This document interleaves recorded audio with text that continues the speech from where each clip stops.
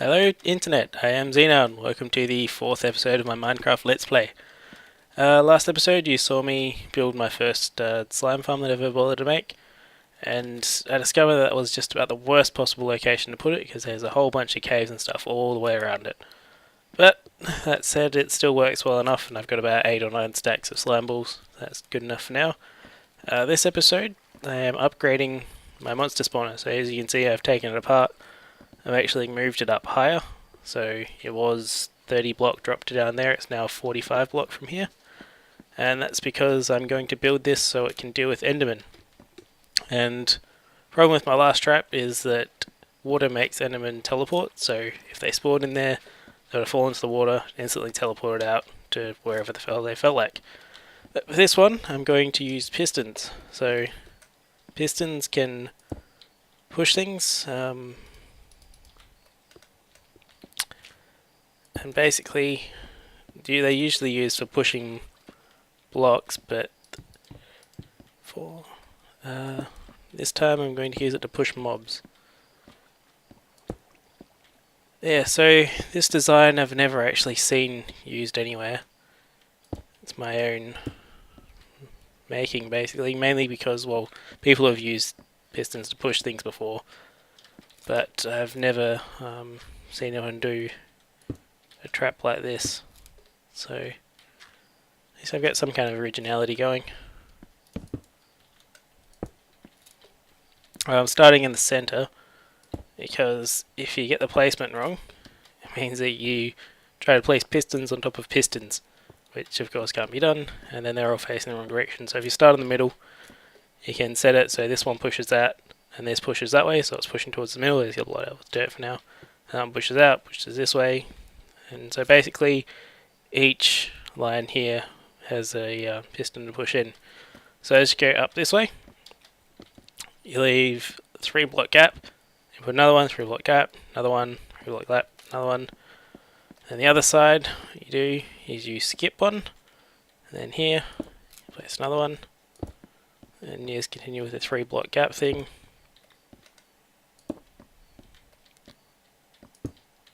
Like so.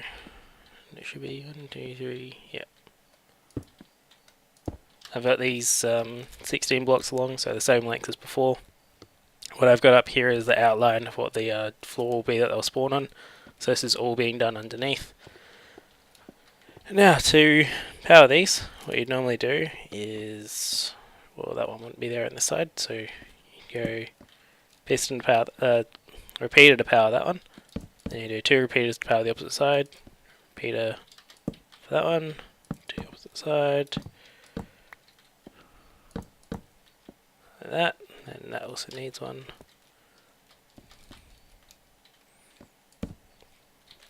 See this being a pain in the ass, so I just remove a couple blocks.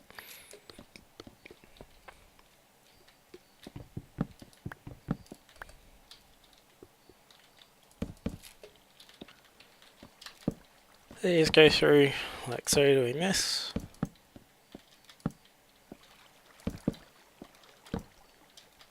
And that's all the repeaters that are needed.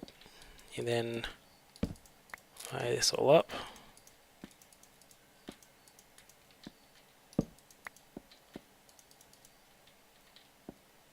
Same on the other side.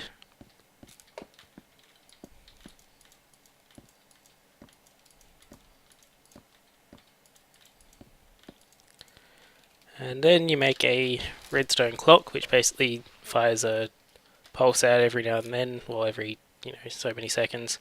You invert one side, and these are all start popping out and going back in. So normally, what I've done where it's fine, you set delay to be able to balance these properly. But when you get to the middle here, you get into some problems because, well, you'll see in a minute. But basically, when I do the pistons for the other side, this redstone can't be here because there needs to be a piston like right here or something. Then stuff from the other side needs to come across, so there needs to be 2 repeaters there, so it all falls apart and dies.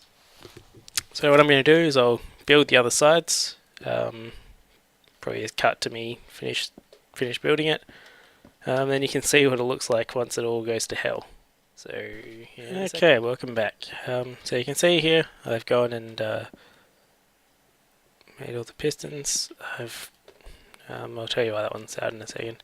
Some of these. So yeah, that's what they look like. So you can see here in the middle, we've got last one on this side for this slot. So you can see the next one's that side, and then the last one on this side for that lot. Kind of interfere with each other. So I've got a way of getting around that, and I'll show you that in a minute. But in the meantime, I went ahead. I made a clock. So I've done a simple 5 clock, which means there's 5 torches. Not using repeaters just because there was a bug where they tend to stuff up if you log out at the wrong point and then they die completely. Torches are more stable. I'm not sure if the bug was ever fixed, but I don't really feel like testing it. So when I connect this one up and this one up, we start getting some stuff happening that is kind of loud.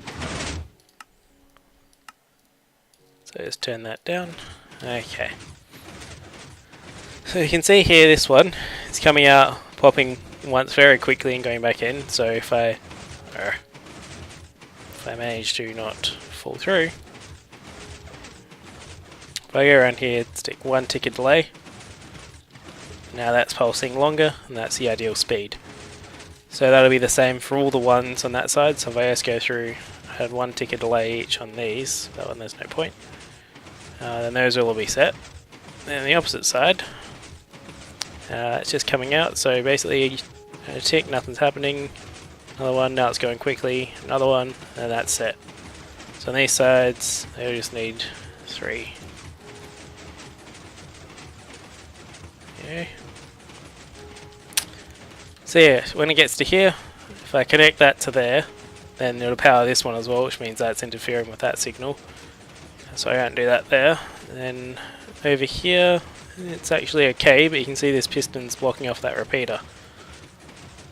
Yeah, that piston's blocking that repeater. So the only way I figured out how to fix it, of powering that one only and not that one, is by coming down here, putting a torch there. So if I do that on all these, so yeah, so I put redstone torch down. So when that comes out, it gets power from underneath. And then if I go ahead and do that, and I can power that through there. So I think, yes, that needs 2. Okay, then the next problem comes. Now I can't power that one, and this is in the way. So what I can do is move that, put a repeater there, so that one still gets 2 repeaters.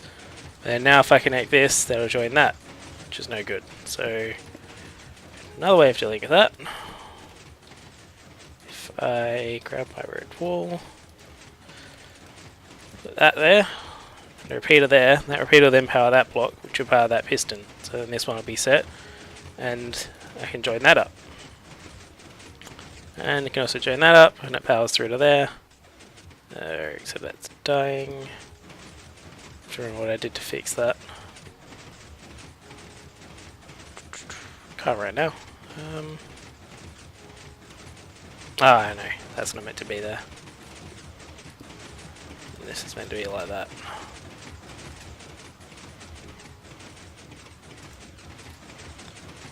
Okay, so over here, now that one's not getting power. If I do this,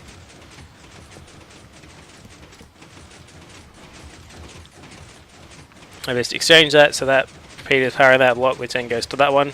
Doesn't add any delay at all, it's just like having redstone. Same with here. The advantage of having blocks is that they can't cross. So it does pretty much the exact same thing without any of the hassles. And finally, stick one there, powers that. Simple. Okay, and now we're back with what would be a lot of noise, but I turn the volume down a bit more. So you can see here that it's all working well, right up, actually that one's working even better, right up until the second to last, on the last piston on each side. So the reason for that is that we have the normal signal for that side and that side coming in. So this side here powers all its own pistons as normal, but if you look on the other side, after this one here, the power for here actually comes from a different line. So we're powering the second to last piston on this line with another piston's power. So that's for the one pushing, and then over here we're powering that one from this line as well. But because I follow through with the inverting, it actually works out alright. Makes that side and that side there the same. Then I invert it when it comes through here. So this side here is different to that one up there as well. So it all still works okay. And the same with here, that's all the same. Then it inverts, and that means that this will still be okay here. So because of that though, the timing can be different for these compared to the rest, and it usually is. I think I only got one that's working, that was, yeah, this one. It's just with no delay at all on the pistons, on the repeaters, so I just got lucky there. So as before, I go to the side that is pushed out to set the delay, and hope that it eventually starts working. There we go. There should be one more. So yeah, that used all the delay on these ones here. If I'd gone through that and it still hadn't worked, then all I do is I jump back over, change the delay on this block here, which powers that, and then reset those and cycle all the way through, and it'll eventually work. Okay, so I've got these working, so you can see that one's perfect. That one's perfect as well. So is that one. No problems this one, so I haven't got this one working just because you can see when that one there pushes out, this one here pushes out almost the exact same time. So to fix that, if you come over here, you add delay to this side. So if I put on 3 ticks, then you can see that they are completely alternating now. So that works out much better. Then you jump over this side.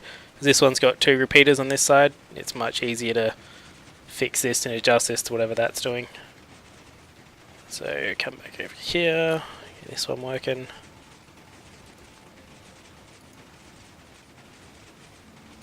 Should just be 2 more. So yeah, so we can see here these 2 are perfectly in sync. It's just between those 2 there's slight kind of match up, but that's alright because when mobs come through here they don't stand still, they move around a little, so they'll work their way through there. It won't be quite as good as the other sides, but it's the best you can do just because of the directionality of things and the basically poor programming on behalf of Notch. So yeah, that's all working. Not sure if I'll leave the clock where it is. I think it's over there. Might move it somewhere else, could even put it above. Okay, and welcome back. So as you can see, I've got my half slabs down, floors up. This is all still working nice and noisily. There's the long drop. So drop from there is 45 blocks down to there. The reason for that is endermen will die from a 44 block fall, but I'm going to have a source block of water down the bottom to push out the items. And I'm not sure exactly what effect that has on it, but I know from my test world that they still die in it. So just find the hole I dug.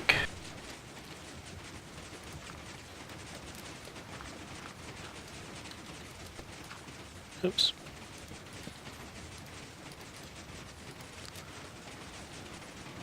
So yeah, got that back up again. So I'll turn this off. I'll connect that down later off camera. Remove my chest.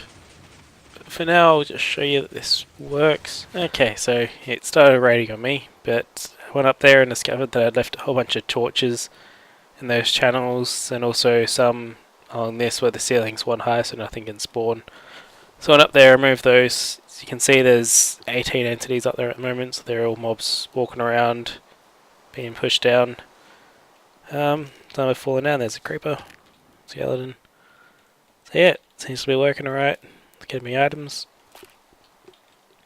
One thing I'm going to do when I get water, I'll remove that block there.